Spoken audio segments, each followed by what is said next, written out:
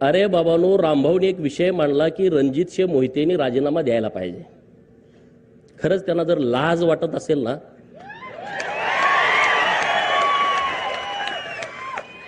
अरे आपण ज्या देवाभाऊंच्या मुळे माणसात आहोत, जेलमध्ये तुम्ही असता, त्या देवाभाऊंच्या अडचणीच्या काळामध्ये तुम्ही लोकसभेला आणि विधानसभेला विरोधामध्ये गेला.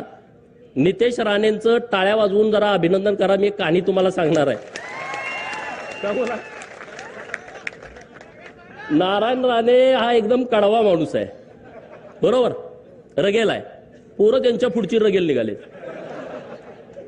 परवा देवाभाऊंचा गटनेतेपदी जेव्हा निवड झाली विधिमंडळाच्या, तेव्हा सदाभाऊ त्यांच्या बाजूला मी, माझ्या बाजूला नितेश राणे, नितेश राणेच्या बाजूला रणजित मोहिते बसले होते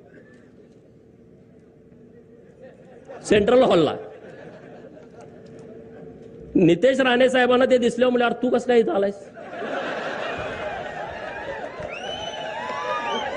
हे खरी परिस्थिती. अरे तुला काय लाज लज्जा वाटत नाही का? नाही नाही, ते रामभाऊनं आमच्या खानदानाची आईवण काढली. अरे तुझे कुठं, तू खानदान सगळं जेलमध्ये असतं तुझं म्हणले. तू काय सांगतोय रे म्हणले? देवाभाऊंच्या विरोधात गेला, चाल पाहिला निघ. 4 दिवसापूर्वी गेलं ते उठूनच गेलं. आता ह्याच्यापेक्षा काय सांगायला लागतंय का? सेंट्रल हॉलमध्ये जर कॅमेरा असेल, मला माहित नाही कॅमेरा आहे का नाही तिथं, पण तिथं ते झाडलं, बाकीचे पण आमदार इकडे तिकडे कावऱ्या बावऱ्या बघायला लागले. वाघाच्या पोटी वाघ जन्माले तशी ती आहेत.